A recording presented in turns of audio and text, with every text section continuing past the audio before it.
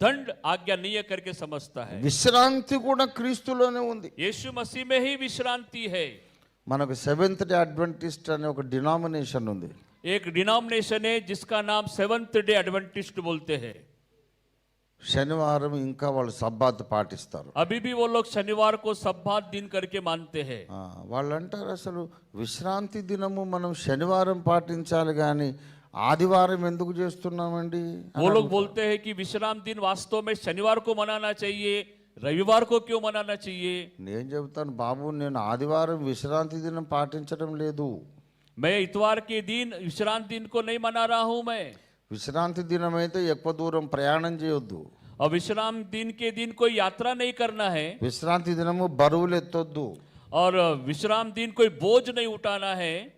జీవనోపాధి కొరకు ఏ పని చేయొద్దు. और अपने जीवन जीने के लिए कोई काम नहीं करना है। మరి ఎంతో మంది క్రైస్తవులకు సండే వర్కింగ్ డే ఏం చేస్తారు? फिर संडे के दिन बहुत सारे विश्वासी लोग काम करने जाते हैं। क्यों?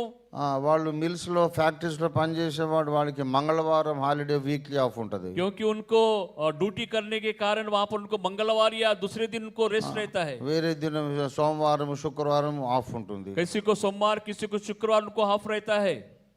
సండే వర్కింగ్ డే వాళ్ళకి. संडे उनके लिए वर्किंग डे है। అది మనకు విశ్రాంతి దినం కాదు. वो हमारा विश्राम दिन नहीं है। నువ్వు ఆఫీస్కి వెళ్ళి నువ్వు పని చేయకుండా ఈ రోజు మాకు సబ్బాత్ అండి నేను పని చేయనంటే వాడు ఉద్యోగం ఉడిపీకి వెళ్ళగొడతాడు. अगर आप ऑफिस में नहीं जाकर आज मेरा विश्राम दिन है करके घर में बैठेंगे तो आपको नौकरी से निकाल देगा। క్రైస్తవులు పైలట్స్ ఉంటారు, విమానం ఎగరేసేవాళ్ళు. పైలట్స్ విమానం ఎగరేసే పైలట్. बहुत सारे पायलट लोग रहते हैं, मसीह लोग जो पायलट का काम करते हैं। రైల్వే డ్రైవర్స్ ఉంటారు, रेलवे ड्राइवर लोग रहते हैं। వాళ్ళు ఆదివారం మేము సబ్బాత్ అని చెప్పి స్టీరింగ్ వదిలేస్తే ఏమవుతుంది? अगर मान लीजिए वो रविवार के दिन विश्राम देने करके अपना ड्यूटी छोड़ देंगे तो क्या होगा? వాడు ఆకాశంలో ఉన్నప్పుడు పైలట్ విశ్రాంతి దినం స్టార్ట్ అయిందని వదిలేసి కూర్చుంటే ఏమవుతుంది? अगर वो आकाश में चलाने वाला जो फ्लाइट चला रहा है अगर वो विश्रांति नहीं करके वो चुप रहेगा तो क्या हो जाएगा? కాబట్టి ఇక క్రైస్తవులు ఆదివారం ఏ ఉద్యోగం చేయొద్దంటే వాళ్ళని ఎవరు ఉద్యోగంలో పెట్టుకోడు. अगर रविवार के दिन कोई काम नहीं करना करके बोलने से फिर कोई नौकरी में नहीं जा सकेगा। గల్ఫ్ కంట్రీస్ లో జాబ్ చేస్తారు, गल्फ कंट्री में लोग काम करते हैं, వాళ్ళకి శుక్రవారం వీక్లీ ఆఫ్. उनको शुक्रवार का दिन छुट्टी रहता है, ఆదివారం వర్క్ చేయాలి, इतवार के दिन उनको काम करना है।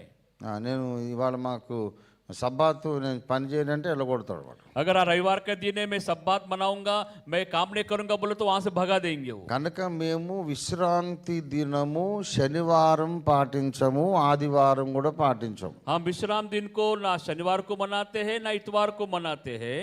ఆదివారం మన విశ్రాంతి దినం కాదు, विश्राम का दिन नहीं है रविवार का दिन। విశ్రాంతి దినం అనేది ఒక నీడ మాత్రమే. विश्राम का जो दिन था पुराने नियम में वो एक छाया के समान था। అసలైన విశ్రాంతి క్రీస్తులో ఉన్నది. सही विश्रांति दिन यीशु मसीह में है। నా విశ్రాంతి దినము ఒక దినము కాదు, मेरा विश्रांति का दिन एक दिन नहीं है। యూదుల విశ్రాంతి దినం ఒక దినం, और यहूदी लोगों का विश्राम दिन एक दिन था। నా విశ్రాంతి దినం ఒక వ్యక్తి. हमारा जो विश्रांति दिन है वो एक व्यक्ति है। నా విశ్రాంతి దినం క్రీస్తు. मेरा विश्राम दिन यीशु मसीह है। క్రీస్తులో నేనుంటే मगर मैं यीशु मसीह में हूँ ఒక్కరోజు విశ్రాంతి కాదు, एक दिन का विश्राम नहीं, వారమునకు 7 రోజుల విశ్రాంతి. हफ्ते में 7 दिन मेरा विश्राम है। బ్రతుకంత విశ్రాంతి. मेरा जीवन भर विश्रांति है। ఎందుకు బ్రతుకంత విశ్రాంతి? क्यों मेरा पूरा जीवन विश्रांति है? నా రక్షణ కొరకు నేను పని చేయడం మానేస్తాను. क्योंकि मेरे उद्धार के लिए काम करना मैं बंद कर देता हूँ। నరకం తప్పించుకోవడానికి, नरक को बचाने के लिए, నరకము నుండి నేను ఎస్కేప్ కావడానికి नरक से मुझे अपने आप को बचाने के लिए నేను కష్టపడను. मुझे कष्ट करने की जरूरत नहीं है।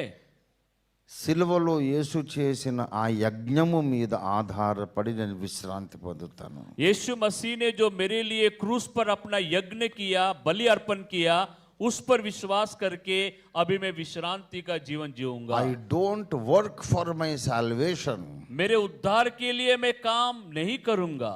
I rest in the finished work of Jesus Christ. मैं यीशु मसीह के जो काम को पूरा किया है उसके ऊपर विश्वास करके विश्रांति करूंगा। సిల్వ మీద యేసయ్య అన్నాడు సమాప్తమైనది.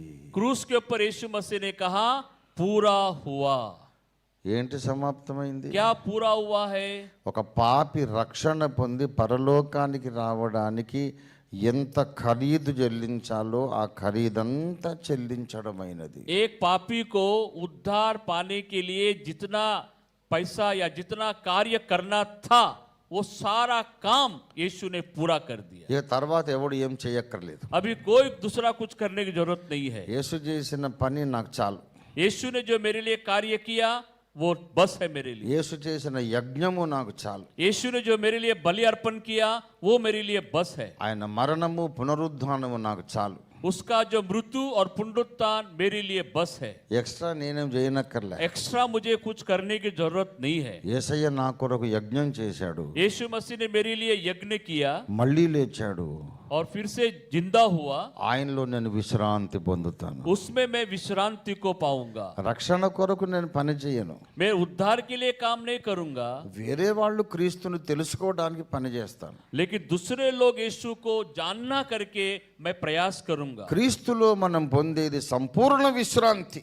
और यीशु मसीह में ही हमें संपूर्ण विश्रांति मिलता है। వారానికి 7 రోజుల విశ్రాంతి. बाकी के लोग 7 दिन हमारे लिए विश्रामी है। దీనికి సాదృశ్యంగా ధర్మశాస్త్రంలో వారానికి ఒక్క రోజు విశ్రాంతి దేవుడు నియమించాడు. और इसी का चिन्ह के रूप में पुराने नियम में हफ्ते में एक दिन विश्राम दिन को प्रभु ने ठहराया था। వారానికి ఒక్క రోజు రెస్ట్ తీసుకోవడము ఛాయ. और यहाँ मतलब हफ्ते में एक दिन विश्रांति करना ये एक छाया है, నిజమైన విశ్రాంతి క్రీస్తులో ఉంది. लेकिन सही विश्राम यीशु मसीह में है। ఒక్క రోజు కాదు, एक दिन नहीं, 7 రోజుల విశ్రాంతి. 7 दिन हमारा विश्राम है। ప్రయాసపడి భారము మోసుకొనుచున్న సమస్త జనులారా నా యొద్దకు రమ్మన్నాడు. यीशु मसीह ने बोला, ये परिश्रम करने वाले लोगों, बोझ से दबे लोगों, मेरे पास आओ।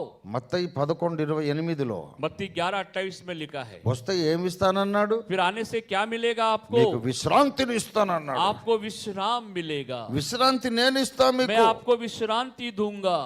మోషే ఇవ్వలేదు, मोशा नहीं देगा, ధర్మశాస్త్రం మీకు విశ్రాంతిని ఇవ్వలేదు. धर्मशास्त्र व्यवस्था आपको नहीं देगा, యేసు మీకు విశ్రాంతిని ఇస్తాడు. यीशु मसीह आपको विश्रांति देगा। ఇంకా మీకు భయం అన్నదే పోతుంది. अभी आपको कोई डरने की बात नहीं है। నరకం అనే భయం మనకు లేదు. अभी नरक का डर हमें नहीं है, అది విశ్రాంతి.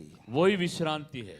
కనుక క్రీస్తులో నీవు ఉంటే इसलिए अगर यीशु मसीह में आप है, ఈ విశ్రాంతిని అనుభవిస్తావు. विश्रांति को अनुभव आप करेंगे, అప్పుడు నీకు ఏ శిక్ష విధి तब आप पर कोई सजा नहीं रहेगा।